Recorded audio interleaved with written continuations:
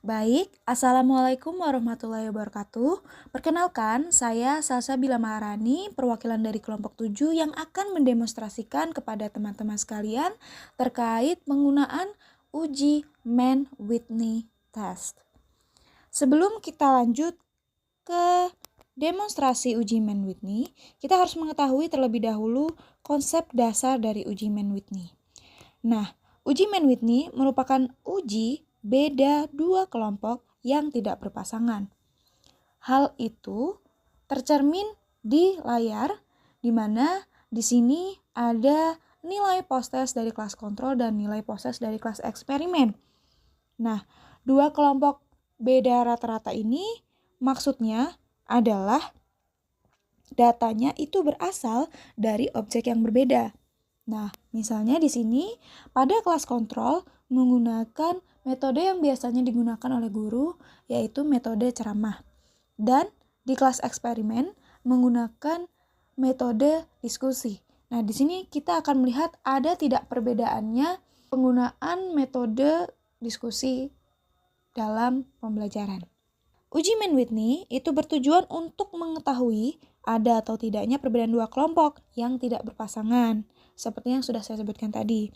Nah, skala data yang digunakan dalam uji Mann-Whitney yaitu data ordinal, atau bisa saja dengan interval atau rasio, dengan syarat asumsi normalitas data itu tidak terpenuhi atau data tidak berdistribusi secara normal. Nah, uji Mann-Whitney tergolong ke dalam statistik non-parametrik dan merupakan alternatif dari uji independent sample t-test apabila datanya tidak normal. Nah, langsung saja kita akan mendemonstrasikannya. Jadi di sini saya sudah menyediakan contoh data uji Mann-Whitney dan input data SPSS. Nah, input data SPSS ini gunanya apa? Gunanya untuk mempermudah kita dalam mengolah data SPSS. Di sini saya membuat kategori 1 dan 2, di mana kategori 1 untuk mewakili kelas kontrol dan kategori 2 untuk mewakili kelas eksperimen. Begitu. Nah, selanjutnya kita salin data yang input data SPSS ini. Nah, data yang saya gunakan ini totalnya kurang lebih ada 60 data.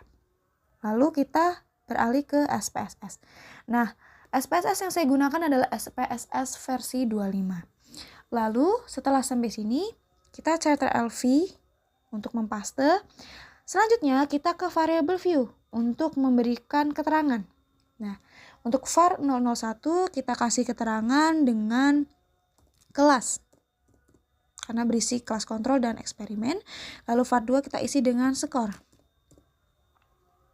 Lalu untuk desimalnya kita ubah jadi 0 semua, agar tidak ada angka di belakang 0. Lalu values di bagian kelas kita ubah menjadi value 1 itu berisi kontrol, add atau ditambahkan, lalu value 2 berisi eksperimen. Lalu add lagi. Oke, setelah ini sudah siap, kita lanjutkan ke data view kembali.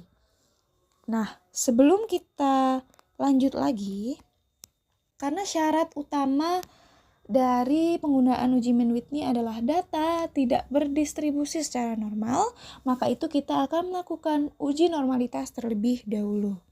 Nah, caranya adalah dengan klik Analyze, lalu Descriptive Statis, lalu ke Explore. Nah, untuk yang variable class masuk ke vector list, lalu untuk yang score masuk ke dependent list. Lalu klik plots, lalu checklist di bagian normality plots with test. Lalu klik continue dan klik OK. Nah, di sini sudah disajikan output data test normality. Nah, karena data kita lebih dari 50 yaitu 60, kita melihat di Kolmogorov Smirnov. Kalau data kita kurang dari 50, kita melihat Shapiro-Wilk begitu. Nah, sebelum kita menginterpretasikan hasil ini, kita terlebih dahulu harus mengetahui kriteria pengujian uji normalitas. Nah, kriteria pengujian uji normalitas itu yang pertama, jika nilai signifikansi atau p-value kurang dari 0,05, maka berkesimpulan data tidak berdistribusi secara normal atau H0 diterima, H1 ditolak. Lalu, jika nilai signifikansi atau p-value lebih dari 0,05, maka berkesimpulan data berdistribusi secara normal atau H0 ditolak, H1 diterima. Nah, di sini kita dapat lihat nilai signifikansinya itu adalah 0,048 dan 0,00, yang berarti signifikansinya kurang dari 0,05, yang berkesimpulan data tidak berdistribusi secara normal atau H0 diterima, H1 ditolak. Maka dari itu, kita bisa menggunakan uji Mann-Whitney test.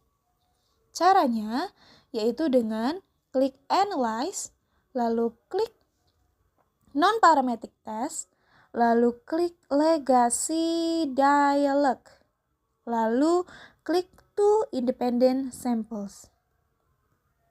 Nah, disitu sudah ada, kita masukkan kelas ke grouping variable dan score ke test variable list. Nah, untuk di kelas kita buat define groups-nya, di group 1 menjadi 1, lalu di group 2 menjadi 2, lalu continue. Jangan lupa di test type-nya, di checklist bagian Mann-Whitney U jika belum terchecklist. Lalu kita klik OK. Nah, di sini terdapat hasil output dari uji Mann-Whitney. Kita bisa melihat di sini. Nah, sebelum kita menginterpretasikan hasil uji Mann-Whitney, mari kita cocokkan dengan kriteria pengujian uji Mann-Whitney. Yaitu, kriteria yang pertama, jika nilai asin sick to toiletnya kurang dari 0,05, maka berkesimpulan ada perbedaan secara signifikan, yang berarti H0 ditolak dan H1 diterima. Namun, jika nilai asymptosiknya lebih dari 0,05, maka data berkesimpulan tidak ada perbedaan secara signifikan atau H1 ditolak, H0 diterima.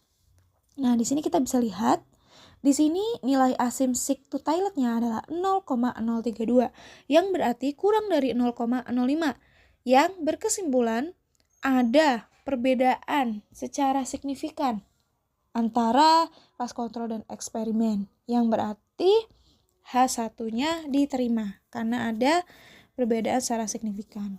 Maka itu kita dapat menyimpulkan bahwa terdapat pengaruh atau perbedaan secara signifikan penggunaan metode diskusi pada kelas 10 misalnya begitu. Sekian demonstrasi uji Mann-Whitney yang kelompok kami tampilkan. Kurang lebihnya kami mohon maaf. Wassalamualaikum warahmatullahi wabarakatuh.